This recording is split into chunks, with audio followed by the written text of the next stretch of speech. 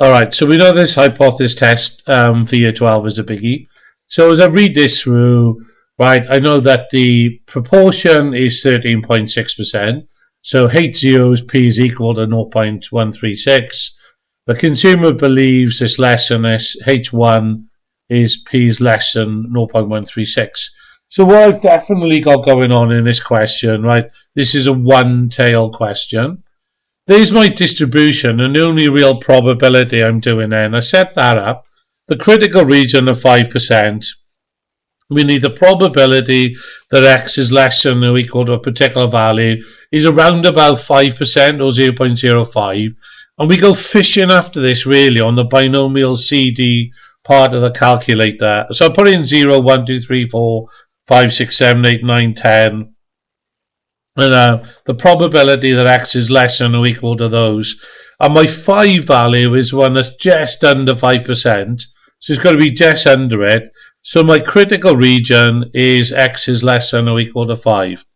Straight away then, as 6 isn't in this critical region, well, we got no evidence to reject H0. But also, if I worked out the probability then that x is more extreme than or less than or equal to 6 in this case, that's 0.069. So that's too big, so that's still bigger than 5%. So again, no evidence to reject H0. I'm going to take my answer from there for x is less than or equal to 5 here for part B, C. So the expected number is n times the probability. So if I do it 20 times, that's the probability that I needed.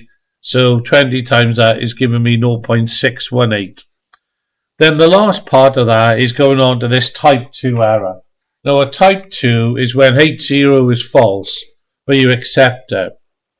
In other words, what we need is the real probability, which is 7%. So my distribution of x is now 80.07. And the probability that we're in the critical region, right, is x is less than or equal to 5, which is 0.508. But because I'm accepting H0, right, I need the other part of the probability. So it's 1 minus that. So the type 2 error then is actually 0.492.